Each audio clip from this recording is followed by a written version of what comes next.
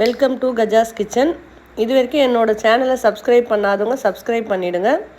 இன்றைக்கி bread potato வச்சு ஒரு சூப்பராக கட்லெட் செஞ்சுருக்கேன். வாங்க எப்படி செய்யலான்றதை பார்க்கலாம். அதுக்கு தேவையான பொருள் உருளைக்கிழங்கு, வெங்காயம், கேரட், கொத்தமல்லி, கருவேப்பிலை, பச்சை மிளகா, இன்னும் நீங்கள் பீன்ஸு, கொடை மிளகா இதெல்லாம் கூட ஆட் பண்ணிக்கலாம்.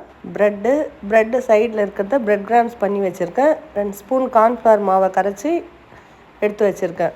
வாங்க எப்படி செய்யலான்றதை பார்க்கலாம்.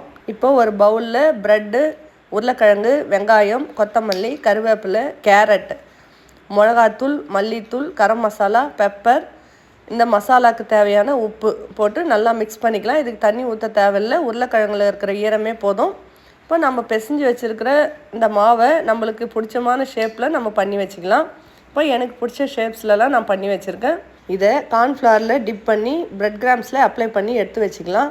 இந்த மாதிரி எல்லா ஷேப்ஸையும் பண்ணி எடுத்து வச்சுக்கலாம். இப்போது ஆல்ரெடி இந்த ப்ராசஸ் நான் பண்ணுறப்பே எண்ணெய் வச்சுட்டேன். எண்ணெய் காஞ்சிடுச்சு. ஒன்றுன்னா எண்ணெயில் போட்டு பொரித்து எடுத்துக்கலாம். ஆயில் வேணான்னு நினைக்கிறவங்க நீங்கள் ஷாலோ ஃப்ரை கூட பண்ணிக்கலாம். பாருங்கள், பொன்னிறமாக செவந்துடுச்சு. இப்போ எடுத்துடலாம்.